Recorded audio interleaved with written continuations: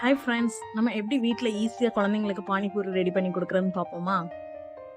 ஒரு குக்கர் எடுத்துக்கோங்க. அதில் 2 உருளைக்கிழங்கு நான் கட் பண்ணி போட்டிருக்கேன். தொலி எடுத்துட்டு அதில் கொஞ்சம் பச்சை பட்டாணியும் போட்டிருக்கேன். அது கூட தேவையான அளவு தண்ணி, உப்பு எல்லாம் ஆட் பண்ணி நான் ஒரு 3 விசில் விட்டு எடுத்துக்கிறேன். இப்போ பானி எப்படி ரெடி பண்ணுறதுன்னு பார்ப்போமா? இதுக்கு நான் ஒரு மிக்ஸி ஜார் எடுத்திருக்கேன். இல்லை புதினா இலை, மல்லி இலையெல்லாம் நான் கழுவி கட் பண்ணி வச்சுருக்கேன். இப்போ புதினா இலையை ஆட் பண்ணிக்குவோம். அப்புறம் 2 துண்டு இஞ்சி, 2 பச்சை மிளகாய், ஒரு கைப்பிடி அளவு கொத்தமல்லி இலை. இதெல்லாம் நம்ம ஒரு மிக்ஸி ஜாருக்கு மாற்றி நல்லா ஃபைனாக அரைச்சி எடுத்துருவோம். தேவையான அளவு தண்ணி ஆட் பண்ணி அரைச்சிக்கோங்க.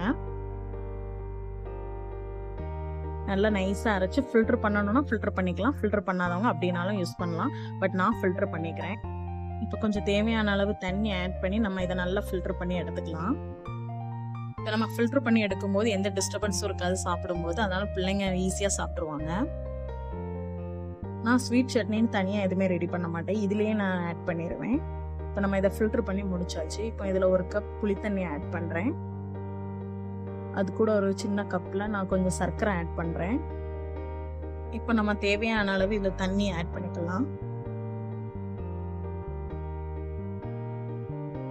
உங்களுக்கு எவ்வளோ தண்ணி வேணுமோ அவ்வளோ தண்ணி நீங்கள் ஆட் பண்ணிக்கோங்க. இப்போ இதில் கொஞ்சம் உப்பு போடுறேன். இப்போ நான் நல்லா மிக்ஸ் பண்ணி விட்டுக்கலாம். அவ்வளோதான், நம்ம எல்லாம் மிக்ஸ் பண்ணியாச்சு. இதுலேயே இனிப்பு, புளிப்பு எல்லாமே இருக்கும். நான் தனியாக நம்ம சட்னி ரெடி பண்ண வேண்டாம். இப்போ உருளைக்கிழங்கு பட்டாணி நல்லா குக் ஆயிடுச்சு. இந்த தண்ணியை ஃபில்டர் பண்ணிவிட்டு நல்லா மசிச்சு எடுத்துக்கலாம். இதை நம்ம ஒரு பவுலுக்கு ட்ரான்ஸ்ஃபர் பண்ணிவிட்டு இதில் 1 ஸ்பூன் கரம் மசாலா பொடி ஆட் பண்ணுறேன். கொஞ்சம் கொத்தமல்லி இலை, கொஞ்சம் துருவின கேரட், பொடியாக நறுக்கின பெரிய வெங்காயம், இதெல்லாம் நம்ம போட்டு நல்லா கிண்டி விட்டுறலாம். அவ்வளோதான், ஸ்டஃபிங் ரெடி ஆயிடுச்சு. இது ஒரு ஓரமாக இருக்கட்டும். இப்போ ஒரு கடாயில் கொஞ்சம் தேவையான அளவு எண்ணெய் ஊற்றி நம்ம பூரியெல்லாம் பொரிச்சு எடுத்துக்கலாம். இது ரெடிமேட் பூரி தான், நான் ரெடி பண்ணல, கடையில் வாங்கினது தான்.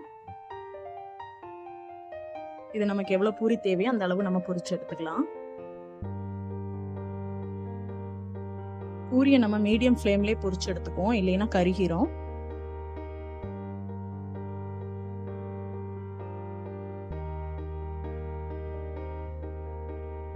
அவ்வளோதான், எல்லாம் ரெடி ஆயாச்சு.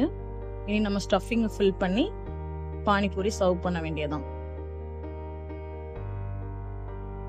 இந்த மாதிரி நீங்கள் பானிபூரி ட்ரை பண்ணி பார்த்தீங்கன்னா உங்களுக்கு ஈஸியாக இருக்கும். குழந்தைங்களும் விரும்பி சாப்பிடுவாங்க. நம்ம இனிப்பு சட்னி தனியாக எதுவுமே ரெடி பண்ணல. இதுலேயே நம்ம எல்லாம் மிக்ஸ் பண்ணியிருக்கிறதுனால செம்ம டேஸ்ட்டாக இருக்கும். என்னோட பிள்ளைங்களுக்கு நான் இப்படி தான் ரெடி பண்ணி கொடுப்பேன். ஒரு தடவை நீங்களும் ட்ரை பண்ணி பாருங்கள். ட்ரை பண்ணி பார்த்துட்டு எப்படி இருக்குன்னு கமெண்ட்ஸில் சொல்லுங்கள்.